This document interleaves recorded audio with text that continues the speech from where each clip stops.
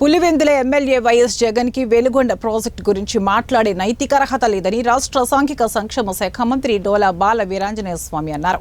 Gundlakamma project gate కొట్టుకుపోతే ఆ gate పెట్టలేని జగన్ చంద్రబాబు గురించి మాట్లాడటం సిగ్గుచేటన్నారు. ప్రజలు బుద్ధి చెప్పినా జగన్ తన తీరు మార్చుకోకుండా పిచ్చి ప్రేలాపనలు చేస్తున్నారని ఆరోపించారు. జగన్ ఇకనైనా తప్పుడు ప్రచారం మానుకోవాలని మంత్రి సూచించారు. పిచ్చిపట్టి ప్రవర్తిస్తా ఉన్నాం.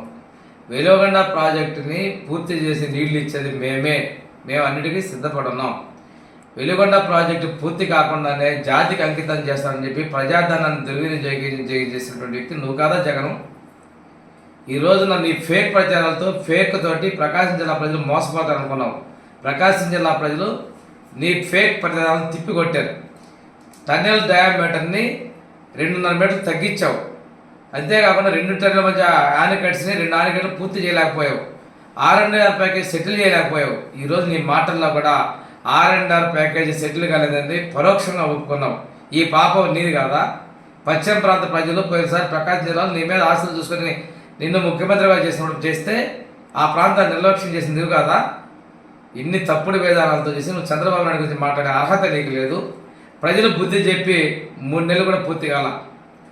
ఏదేదో మాట్లాడుతూ ఉన్నావు, పిచ్చి ప్రలాపన మాట్లాడుతున్నావు. ఈ ప్రాజెక్టును పూర్తి చేసేది పూర్తి చేసి మేము ఇస్తాము. నువ్వు పశ్చిమ ప్రాంతంలో నీకు ఓట్లేసినట్టు ప్రజలు నువ్వు నీ శాసనసభ్యులు మోసం చేశారు.